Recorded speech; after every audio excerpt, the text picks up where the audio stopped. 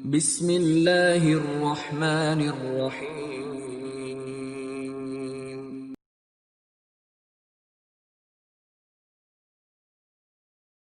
Bismillah, Assalamualaikum warahmatullahi wabarakatuh. Alhamdulillah, wassalatu wassalamu ala rasulillah wa ala alihi wa ashabihi ajmain, amma ba'd. Kaifahalukum? Semoga pada pagi hari yang berkah ini kita diberikan oleh Allah Subhanahu wa taala kesehatan sehingga kita mampu mengikuti kegiatan-kegiatan kita pada hari ini. Dan semoga Allah Subhanahu wa taala memberikan semangat dan kemudahan dalam menuntut ilmu. Sebelum memasuki pembelajaran pada pagi hari ini, marilah kita berdoa kepada Allah Subhanahu wa taala agar diberikan ilmu yang bermanfaat. Allahumma inni as'aluka ilman nafi'an wa rizqan thayyiban wa amalan mutaqabbalan. Anak-anakku yang sholih, alhamdulillah kita sudah menyelesaikan tema 1. Insya Allah hari ini kita akan lanjut mempelajari tema 2, bermain di lingkunganku. Subtema 1, bermain di sekitar rumah pada pembelajaran 1. Nah, anak-anak, apakah kalian suka bermain? Kalau jenuh setelah belajar, kalian boleh bermain ya. Tetapi ingatlah, kalian harus hati-hati kalau bermain. Jangan bermain dengan sesuatu yang diharamkan oleh Allah dan Rasul-Nya. Misalnya, bermain dadu, karambol, congklak, polo, atau apa saja yang memakai taruhan. Kita juga dilarang bermain lonceng, seruling, musik, dan sejenisnya.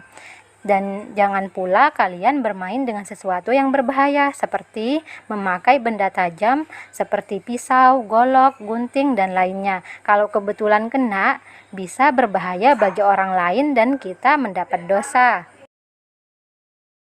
Barang siapa bermain dengan dadu, maka seolah-olah dia mencelupkan tangannya ke daging dan darah babi.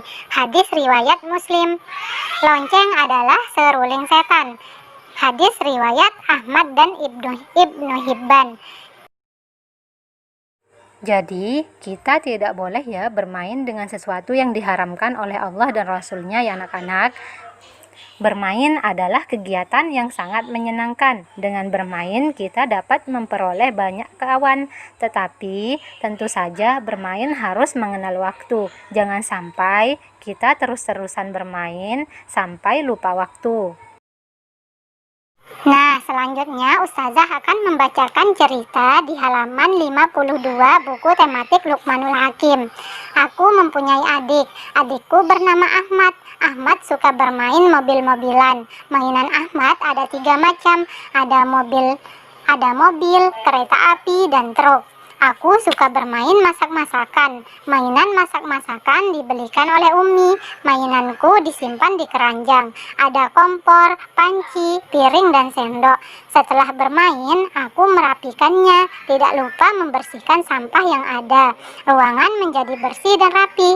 Ruangan menjadi nyaman untuk ditempati. Aku juga suka membaca buku. Aku suka membaca buku kisah hewan dalam Al-Quran. Aku sudah membaca sampai halaman yang berisi kisah tentang pasukan bergajah dan burung ababil. Kisahnya seperti berikut ini. Ada seorang raja bernama Abraha. Ia ingin menyerang dan menghancurkan Ka'bah. Abraha membawa pasukan bergajah.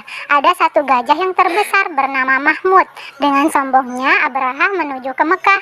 Tibalah pasukan bergajah di Mekah. Gajah-gajah ini sangat besar. Gajah-gajah ini sudah dilatih untuk berperang. Mereka ini diperintahkan untuk menghancurkan Ka'bah.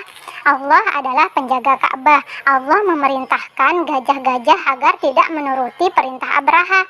Setiap kali Abraha menyuruh gajah maju ke arah Ka'bah, Mereka tidak mau menggerakkan kaki mereka.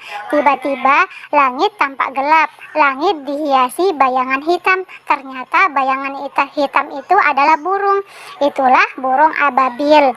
Burung-burung segera melesat menuju tentara Abraha. Burung-burung itu mencengkeram batu pada cakarnya. Burung ababil diperintah oleh Allah untuk menghancurkan tentara Abraha. Batu-batu itu lalu dilontarkan ke arah pasukan bergajah. Dalam sekejap, tentara Abraha terkalahkan. Tubuh mereka menderita luka-luka yang membawa kematian. Itulah balasan dari Allah bagi orang yang zalim. Nah, anak-anak, benda apa saja yang kalian temukan dalam teks bacaan tadi?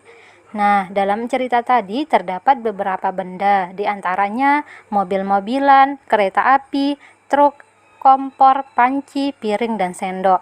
Jadi, benda adalah segala yang ada dalam alam yang berwujud atau berjasad, bukan roh ya anak-anak, misalnya air, minyak, dan sebagainya.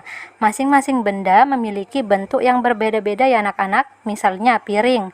Piring bentuknya apa anak-anak? Piring berbentuk lingkaran dan kardus berbentuk kubus.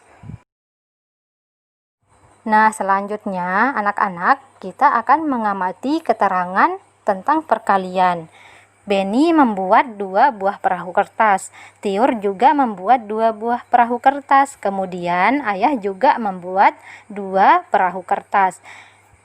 Jika digabungkan, berapa jumlah perahu semuanya? Kita hitung bersama-sama ya anak-anak. Di sini ada perahu Beni, kemudian ada perahu milik Tiur, dan perahu milik ayah.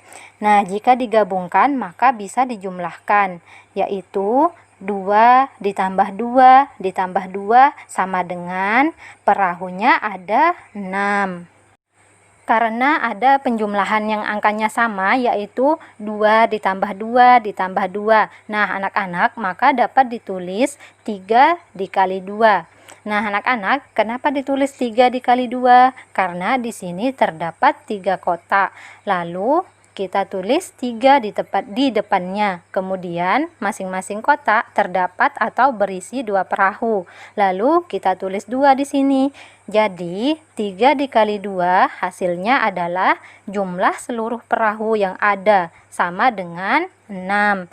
Jadi anak-anak, perkalian itu merupakan penjumlahan berulang dari suatu bilangan yang nilainya sama. Seperti yang dijelaskan tadi anak-anak. Supaya kalian lebih paham, kita latihan soal ya. Halaman 7, buku 3 serangkai, nomor 1, buku tema 2. Di sini terdapat 5 kotak mobil-mobilan. Tiap kotak berisi 5 mobil-mobilan. Berapa jumlah mobil-mobilan semuanya? Nah, jika digabungkan maka bisa dijumlahkan ya anak-anak. 5 ditambah 5 ditambah 5 ditambah 5 ditambah 5 sama dengan mobil-mobilannya ada 25. Dapat ditulis atau bentuk perkaliannya adalah, kenapa 5 dikali 5? Karena tadi terdapat 5 kotak mobil-mobilan, maka kita tulis 5 di depannya. Lalu masing-masing kotak berisi 5 mobil-mobilan, maka kita tulis 5 di sini.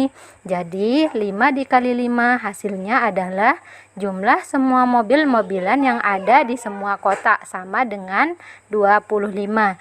Nah, anak-anak, jika ada yang belum dimengerti, silahkan ditanyakan ya anak-anak. Nah, anak-anak, contoh selanjutnya. Wayan memiliki 4 kotak kelereng. Tiap kotak berisi 8 buah kelereng. Ada berapa buah kelereng seluruhnya? Mari kita hitung bersama. Nah, untuk mengetahui jumlah kelereng seluruhnya, yaitu 4 kotak dikali 8 buah kelereng. Dapat ditulis. Nah, kenapa 4 kali 8? Karena di sini terdapat 4 kotak kelereng. Nah, kita tulis 4 di depannya. Nah, selanjutnya, karena setiap kotak berisi 8 buah kelereng, maka kita tulis 8 di sini sama dengan hasil seluruh atau hasil jumlah seluruh kelereng dalam setiap kotak sama dengan 32. Sekian materi untuk hari ini. Marilah kita tutup pembelajaran dengan membaca doa kafaratul majelis. Subhanakallahumma wa bihamdika ashhadu an la ilaha illa anta astaghfiruka wa atubu ilaik. Jazakumullahu khairan wa barakallahu fikum. Wassalamualaikum warahmatullahi wabarakatuh.